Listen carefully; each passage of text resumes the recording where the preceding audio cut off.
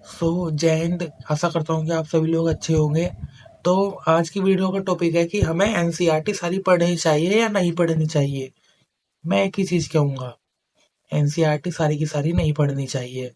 और मैं क्यों कहूंगा, मैंने 6 से लेकर 12 तक एनसीईआरटी पढ़ी। फिर मुझे जाके पता लगा, जो मैं 6 से लेकर 12 तक पढ़ रहा हूँ, जितना का जितना मेरा 6 से लेकर 10 तक है, वही सारा का सारा मेरा 11th और 12th में, 6 से लेकर 10 तक जितना था 11th और 12th में सारा का सारा डाल दिया। जितना 6 से 10 तक था 11th और 12th में पार्टीशन करके डाल दिया। जैसे मैंने ज्योग्राफी पढ़ी, ज्योग्राफी में मैंने 6 और 10 तक पढ़ा, पता लगा 11th और 12th में तो सारा रिपीट हो रहा है वही। तो मेरा फायदा क्या था, वो तो मेरा वेस्ट गया टाइम। वो तो मैं 11th और 12th से भी पढ़ के कवर कर सकता हूँ। मुझे पीएचडी थोड़ी करनी है एनसीईआरटी पढ़ पढ़ के, कि 6 से लेके 12 तक पढ़ गए। सबसे बड़ी मिथ है कि एनसीईआरटी 6 से 12 तक ही पढ़नी है। और मैं अब आपको बताने वाला हूँ एनसीईआरटी पढ़नी कितनी है। और उसके साथ मैं आपको और बुक लिस्ट भी बता दूंगा कि एनसीईआरटी के साथ और आपको कौन सी बुक लिस्ट लेनी है किस सब्जेक्ट के लिए। और हम सिर्फ ये वीडियो प्री ओरिएंटेड बना रहे हैं, ये सिर्फ वीडियो प्रीलिम्स के जीएस के लिए है।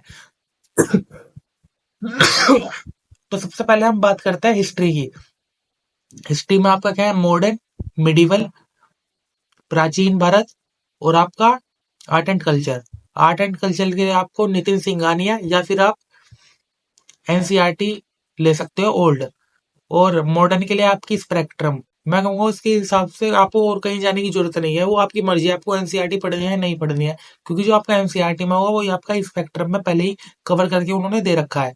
और फिर आपको मध्यकालीन भारत के लिए पढ़नी है एनसीईआरटी, वो भी ओल्ड। और जो आपका प्राचीन भारत है उसके लिए भी आपको ओल्ड एनसीईआरटी ही पढ़नी है। फिर उसके बाद आते हैं हम पॉलिटी में। पॉलिटी में आपको पढ़ना है लक्ष्मीकांत, एम लक्ष्मीकांत। और आपकी होगी 12th क्लास की एनसीईआरटी। उसके अलावा आपको कहीं जाने की जरूरत नहीं है। आपको कोई जितना कहे 6 एंड 12 से, 12th क्लास में ही आपका सब कवर हो जाएगा। संसद क्या होती है, विधानसभाएं क्या होती है, विधान परिषद क्या होती है। फिर आपका एक बेस 12th क्लास की एनसीईआरटी बना देगी, दो होगी वे आपको पूरा बेस बना देगी। आपको फिर पॉलिटी में कोई दिक्कत नहीं आने वाली पढ़ने में। क्यों? और अगर आपके पहले ही बेसिक कंप्लीट है तो मैं आपको ये कहूंगा कि एनसीईआरटी पढ़ना ही मत, सीधा पॉलिटी पढ़ लेना। अगर आपको सब कुछ पता है, सबका बेसिक बेसिक पता है, तो सीधा पॉलिटी पे ही आना, टूट पड़ना। फिर उसके बाद हम बात करते हैं इकोनॉमिक्स की। इकोनॉमिक्स के लिए आपको कोई सी भी कोचिंग के नोट्स ले लो। अगर आपको नोट्स से नहीं पढ़ना है, आपने मुन्नाल सर की वीडियोस देखी होगी, 2017 वाली देखना यूट्यूब पे वीडियोस। उससे पुरानी आती है सर्च मारने में, 2017 वाली नहीं आती। आपको लिखना है मुन्नाल सर 2017 वीडियोस, उसकी 60 वीडियोस है, वे देखना। और उसके साथ आपको इकोनॉमिक्स की जो आपकी एनसीईआरटी होगी, 12th क्लास की एनसीईआरटी होगी। एक होगी आपकी हिस्ट्री की एनसीईआरटी, इकोनॉमिक्स की शुरुआत कैसे हुई थी, क्या हुई थी। और एक इकोनॉमिक्स के बारे में, माइक्रो एंड मैक्रो इकोनॉमिक्स के बारे में पढ़ानी है 12th की। वे दो छोटी छोटी एनसीईआरटी हुई, उन सबको उनको कवर कर लेना। इससे आपकी इकोनॉमिक्स कंप्लीट हो जाएगी। और आपको इकोनॉमिक्स में या तो आप कोचिंग के नोट्स देखना। मुझे सही बताऊं, मुन्नाल, मैं सच बता रहा हूँ, मुझे मुन्नाल सर की वीडियोस नहीं समझ आई थी, क्योंकि मैं हिंदी मीडियम से तैयारी कर रहा हूँ। वे सब इंग्लिश में समझाते हैं, तो मुझे वो सर से परे जा रहा था मेरे शुरुआत में। और फिर मैंने हिंदी मीडियम के ही एक कोचिंग के नोट्स लिए, फिर मैं अब उसी से ही पढ़ाई कर रहा हूँ। अगर आप कहोगे तो मैं कोचिंग के नोट्स वो मैं आप शेयर भी कर दूंगा। और उस कोचिंग के नोट्स में सिर्फ 150 पेज है और पूरी इकोनॉमिक्स हो गई है। और मेरे टेस्ट सीरीज में भी इतने अच्छे नंबर आ रहे हैं ना, सिर्फ उस कोचिंग के नोट्स की वजह से ही। बस 150 पेज में पूरी इकोनॉमिक्स खत्म, और मेंस एंड प्रीलिम्स दोनों के लिए। चलो अब हम आते हैं जियोग्राफी पे। जियोग्राफी में आपको कहूंगा मैं, भूगोल के लिए 11th की और 12th की एनसीईआरटी पढ़नी है सिर्फ। और 11th एंड 12th की ही एनसीईआरटी पढ़नी है, इसके अलावा कहीं जाने की जरूरत नहीं है। कोई स्टैंडर्ड बुक लेने की जरूरत नहीं है। जितना जितना आप बुक्स पढ़ाओगे ना, आपके ऊपर उतना ही लोड बढ़ेगा। 11th और 12th आपकी सारी की सारी चीजें कंप्लीट कर देती है, उसके अलावा कहीं जाने की जरूरत नहीं है। कोई स्टैंडर्ड बुक मत लेना। 11th की तो मेन है, प्रीलिम्स के सारे क्वेश्चन आपके 11th से ही आएंगे। 12th आपकी मेंस में बहुत काम आएगी, और 11th की आपकी प्री 11th ही पार कर देगी, अगर आपने ज्योग्राफी अच्छी तरह 11th की रट रखी है एनसीईआरटी। और अब हम बात करते हैं इकोलॉजी एंड एनवायरनमेंट की।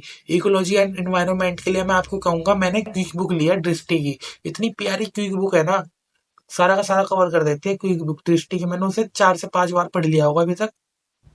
बहुत प्यारी किताब है, सब समझ आ जाएगा 2-3 बार में ही। और उसके बाद हम बात करते हैं अपनी साइंस एंड टेक की। साइंस एंड टेक के लिए मैं आपको कहूंगा कि करंट पे ही अडिग रहना, उसके अलावा कुछ नहीं जानेगा। जो साइंस एंड टेक से रिलेटेड करंट के इश्यूज चल रहे हैं उसके बारे में ही पढ़ना है और उसी की आप अपने नोट्स बना लेना। और जो मैं करंट के लिए यूज करता हूँ, मैं आपको ये कहूंगा करंट के लिए आप पीटी 365 ले लो या फिर मेंस 365 ले लो। अगर आप पीटी 365 और मेंस 365 कर रहे हैं तो आप बिल्कुल भी मंथली मैगजीन मत देखना। लेकिन अगर आप मंथली मैगजीन देख रहे हैं तो मैं आपको बिल्कुल भी नहीं कहूंगा कि आप पीटी 365 लो और मेंस 365 भी लो। आप या फिर पीटी 365 और मेंस 365 ले लो, या फिर आप मंथली मैगजीन देखो। इन दोनों में से एक ही काम करना, दोनों मत कर लेना, वरना और ही बर्डन पड़ेगा। और करंट को सिर्फ आपको एक दिन में सिर्फ 1 घंटा देना है, इससे ज्यादा मत देना, वरना आपका सिलेक्शन में ही दिक्कत आएगी और कुछ नहीं होने का। और करंट के लिए मैंने आपको वही बता दिया जितने भी ये टॉपिक्स है, पीटी 365 या मेंस 365 या फिर मंथली मैगजीन्स लगा लेना। मैं तो यही कहूंगा पीटी 365 और मेंस 365 ही देखना ज्यादातर। मंथली मैगजीन बहुत वेबसाइट में बहुत लेट अपलोड होती है, जनवरी फरवरी आता बीत भी जाता है, हिंदी मीडियम का कुछ पता ही नहीं था, मार्च मार्च में जाके जनवरी की मंथली मैगजीन आ रही है। मैं तो इसलिए कहूंगा पीटी 365 और मेंस 365 से ही कंप्लीट कर लेना अपना। तो चलिए, आज की वीडियो में हमारा यही था, मैंने आप सभी को सारी अपनी बुक लिस्ट बता दी है। आशा करता हूँ आपको वीडियो समझ आ गया होगा, और जो भी आपके डाउट्स होंगे कमेंट में जरूर बता देना, और हमारे चैनल को सब्सक्राइब करना मत भूलना।